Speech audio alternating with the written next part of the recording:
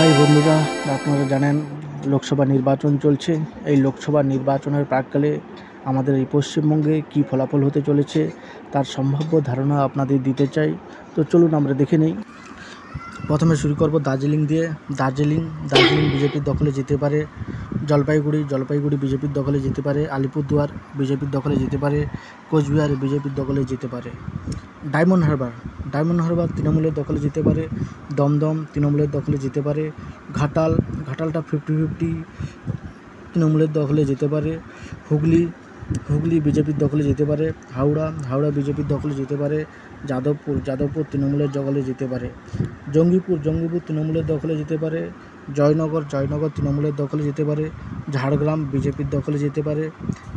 কাঁথি বিজেপির দখলে যেতে পারে। কলকাতা দক্ষিণ তৃণমূলের দখলে যেতে পারে। কলকাতা উত্তরও তৃণমূলের দখলে যেতে পারে। কৃষ্ণনগর বিজেপির দখলে যেতে পারে। মালদা দক্ষিণ বিজেপির দখলে যেতে পারে। মথুরাপুর তৃণমূলের দখলে যেতে পারে। মেদিনীপুর বিজেপির দখলে যেতে পারে। মুর্শিদাবাদ তৃণমূলের দখলে যেতে পারে। পুরুলিয়া বিজেপির দখলে যেতে পারে। রায়গঞ্জ বিজেপির দখলে যেতে পারে। রানাঘাট বিজেপির দখলে যেতে পারে। শ্রীরামপুর তৃণমূলের দখলে যেতে পারে। তমলুক বিজেপির দখলে যেতে পারে। উলবেড়িয়া তৃণমূলের দখলে যেতে পারে। মালদা উত্তর বিজেপির দখলে যেতে পারে।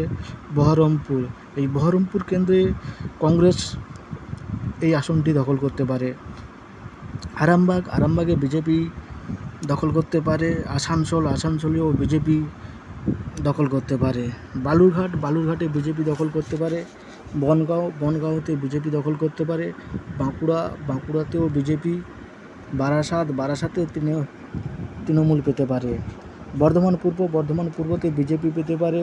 বর্ধমান দুর্গাপুর দিলীপ বোসের আসন আপনারা সবাই জানেন, খুবই চর্চার বিষয়।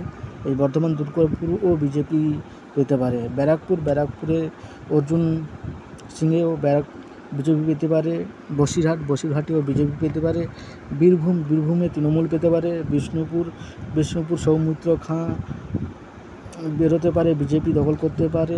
বোলপুরে তৃণমূল দখল করতে পারে। এই নিয়ে সম্ভাব্য বিজেপি 25 থেকে 26টা আসন দখল করতে পারে।